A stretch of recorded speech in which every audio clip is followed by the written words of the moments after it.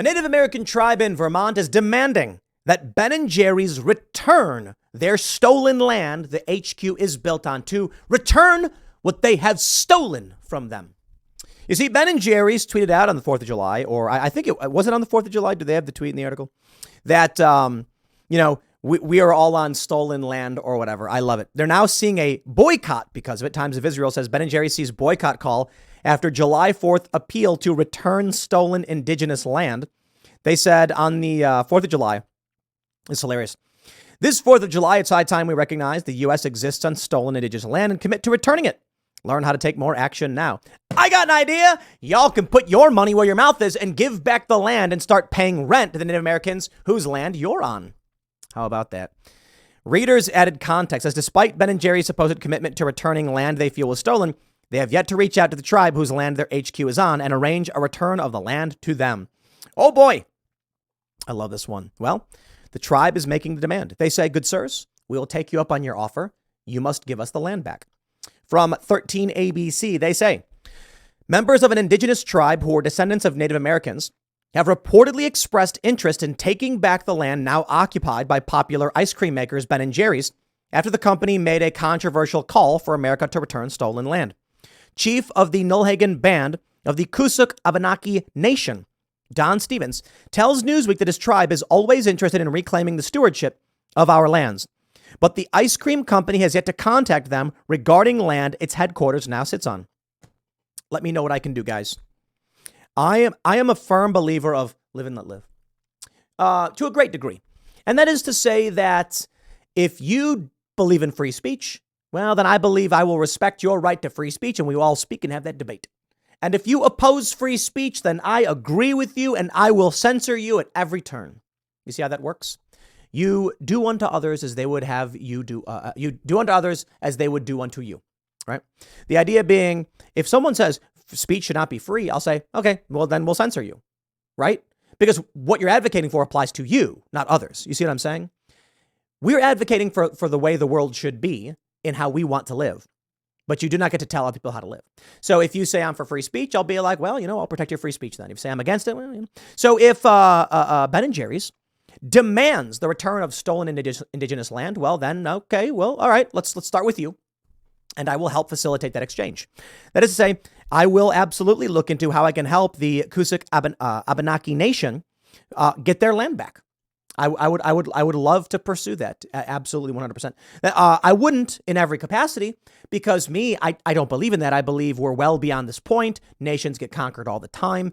It's a tragic reality of history. We don't do those things now. We try not to, but sometimes it still happens. You got Chinese expansion in the South China Sea and things like that. So, we get it. But look, I'm here to help. Ben & Jerry's is trying to give back this land and the Native Americans would like it back. Please let me know how I can assist. Maybe we'll get a billboard in Times Square or something. We've done that quite a bit, haven't we? The ice cream company added in that tweet a link to its website where it further detailed its call to action, saying America should start by returning Mount Rushmore. Well, that's difficult because that's a government thing, but we can start with your land. The ice cream maker's words stirred a wave of backlash that has led to calls for a boycott and even a dip in the company's stock. Wow. The Abenaki Nation, which is a confederacy of many tribes that banded together to stop the encroachment of rival tribes, at one time controlled an area of land in America that now spans from northern Massachusetts to New Brunswick, Canada, according to Newsweek. That reportedly means the land is home to the Ben & Jerry's headquarters in South Burlington, Vermont.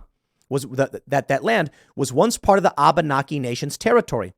Critics had pointed to this fact, and some online even called the ice cream company hypocrites for not returning the stolen land it sits on while calling for others to do so.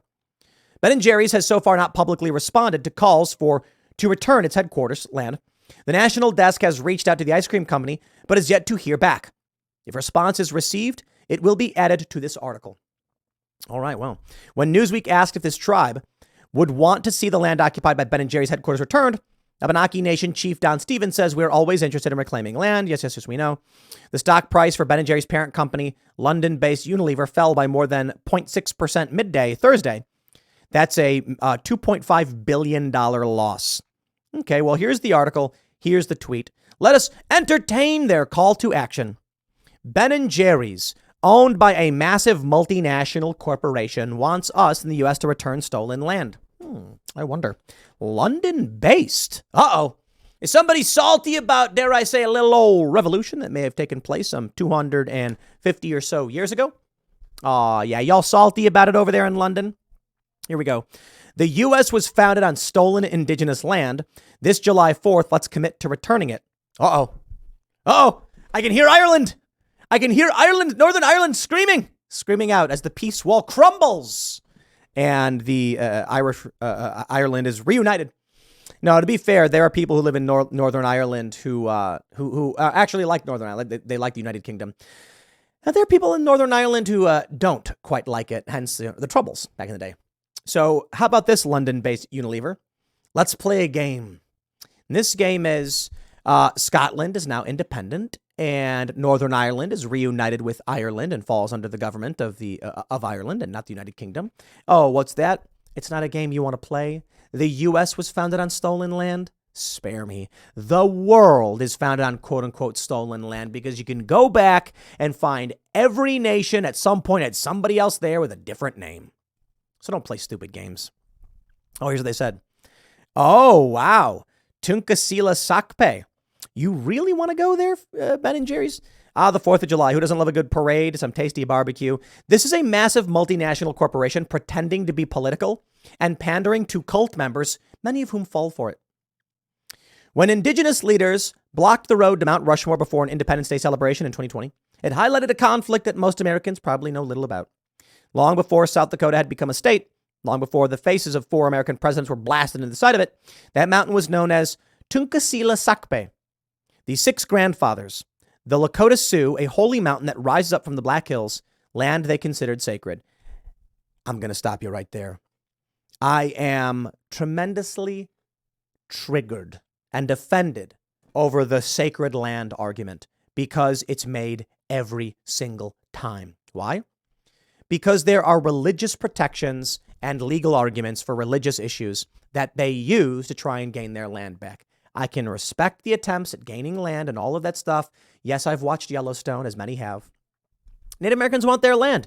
You know, Native Americans had this land conquered in many ways. Some of it traded off, some of it conquered. That's a reality. And it was only a few hundred years ago that this was taking place. So there are still descendants with recent memory saying, like, this used to be our land. You don't get to just take it. And it is kind of brutal. You know, you watch some of these stories and it's like there's some dude whose grandparents owned land and now they're impoverished outside of the land because they were conquered. What do you do? Have more war? Start fighting it? No, it's not the way. We realize, okay, the person who lives there now is not a conqueror. They didn't steal from you. It's been a couple hundred years. We're not just going to hand land to other people. That's ridiculous. We can perhaps find better ways of moving forward. That I agree with. This sycophantic, ridiculous pandering. But what I'm really annoyed by is the sacred argument. Because I've seen it over and over again. This land is sacred because my ancestors are buried here. And I'm like, oh, come on. Like, everybody's got somebody buried somewhere. You can't just, there was one where they were like, they found relics and they were like, that proves it's sacred. It's religious. And it's like, dude, we have relics all over the place too. Come on. It's not a fair assessment. If it really is like a burial ground, I get it. But they try claiming, like, I've seen this in from the left. They're like, these 10,000 acres are a burial ground. And I'm like, no, dude, like these 2 acres right here are, you know, and we're going to respect those who are, you know, resting, as it were. Fine. I get it. But to call everything is just, you know, anyway. The Black Hills are known to the Lakota as the heart of everything that is. Interesting. They say the Lakota and other tribes signed the Fort Laramie Treaties, 1851 and 1868, establishing a 35 million acre permanent home. What's your definition of permanent home? Well, to the U.S. officials at one time, it apparently was something along the lines of until gold is discovered. Oh, yeah. Insult to injury. Blah, blah, blah, blah. All right. Well, you know, look, it's really hard to sign a petition. It's really hard to make any of these changes happen because what do? I mean, you got to convince someone to give it up. Ben and Jerry's, I have a solution for you. You're actually sitting on land that you could give up. Do it. We're waiting. You expect other people to give up their land, but would you? Seriously. If they do, I will applaud them. I will go out and buy out the entire fridge of Ben and Jerry's local gas station if they actually stand true to their word. Here's the reality. They are a fake garbage corporation. No, they're a real corporation, but they're a fake activist garbage organization that is pretending to push some stupid ideology to market. And they're loving it. But you know what? I'm going to stop buying Ben & Jerry's. 1, they're hypocrites. 2, this is garbage woke nonsense. And 3, to be honest, you don't need to be eating all that ice cream anyway. But I'll leave it there. We'll see if they ever actually stand true to their word. Next segment's coming up tonight at 8 p.m. over at youtube.com/TimcastIRL. Thanks for hanging out, and I'll see you all then.